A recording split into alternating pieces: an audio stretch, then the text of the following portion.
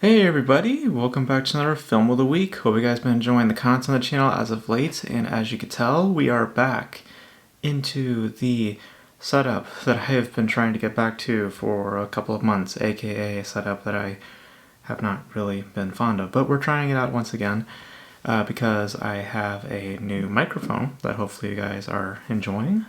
We'll be seeing after I record this if this was a good attempt or not, um, but we are back with another film of the week, and I was gonna do something that I was meaning to watch for a while, but unfortunately, I just didn't get around to watching it. So I'm kind of just kind of a last minute decision, ultimately, but a last minute decision that is also timely because the Transformers 1 trailer just came out, and we will be discussing it on the news roundup tomorrow. So you'll be hearing my thoughts then about how I feel about the film or about the trailer.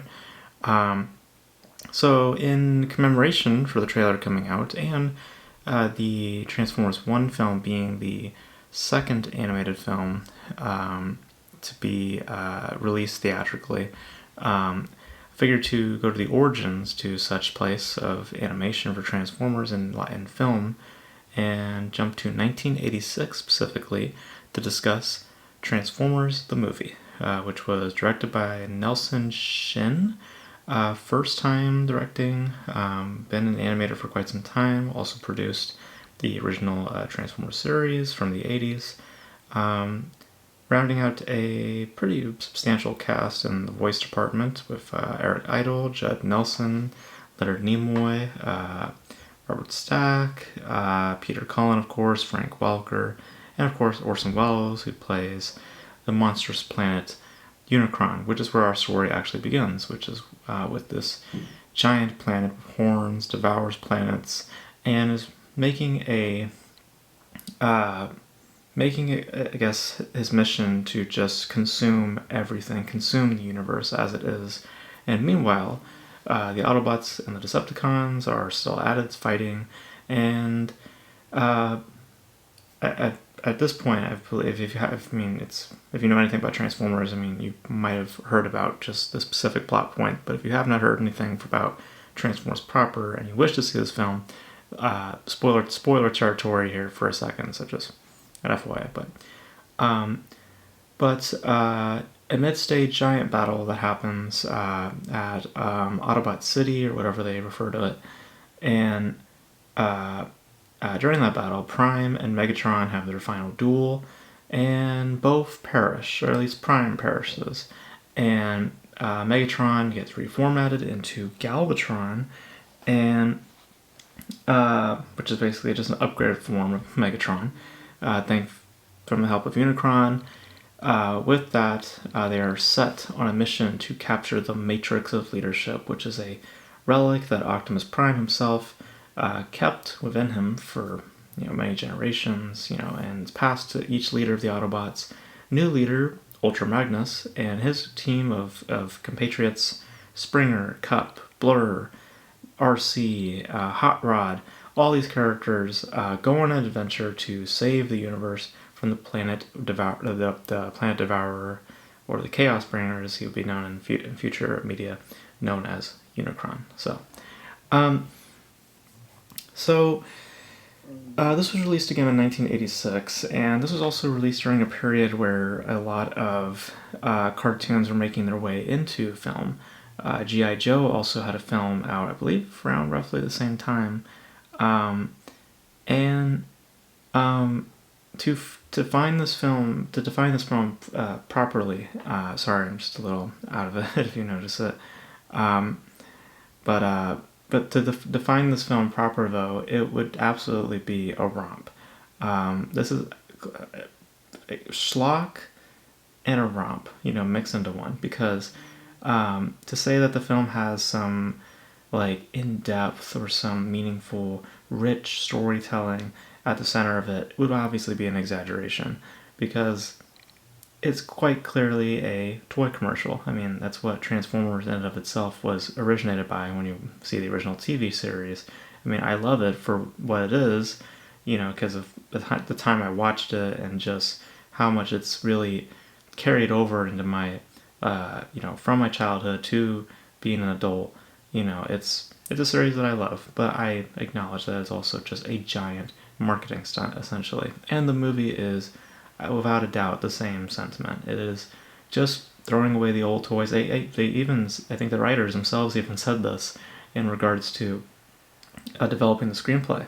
It was just killing off the old toys and bringing in the new ones, and that's essentially what the movie is. It's a bridge to, literally, if you follow the series, it's just a bridge between season 2 and 3 to explain why is Optimus not there, why are other characters not there. It's just meant to be a little bit of a bridge towards the next iteration of that toy line.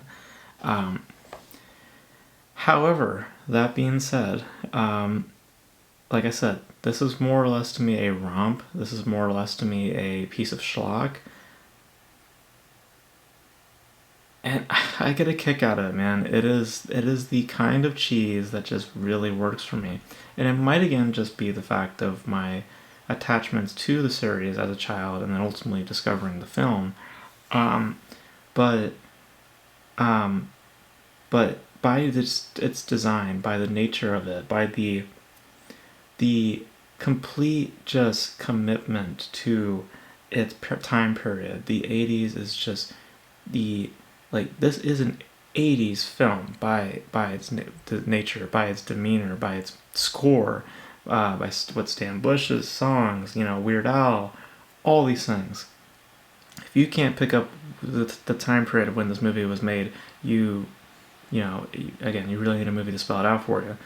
Um, it's it is committed to that, and it relishes in it, and it's with that, it sort of develops a certain charm and a certain fun, a certain pleasure to be taken. And it's a pleasure that is not in deep storytelling or enriching, really, dimensional character work. It's like nothing like that at all. Again, it's just basically down to its aesthetics, which are nice. I'll give it to it. The aesthetics are nice.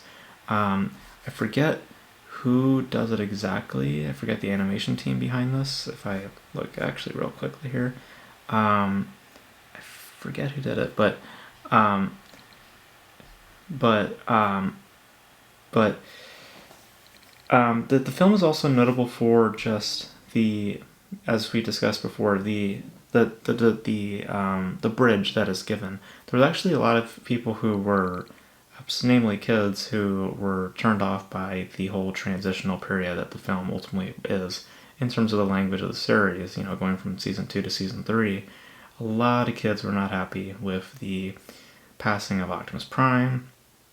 Apparently, kids were crying out of the theater, traumatized. I don't know how you get traumatized by a film, but whatever.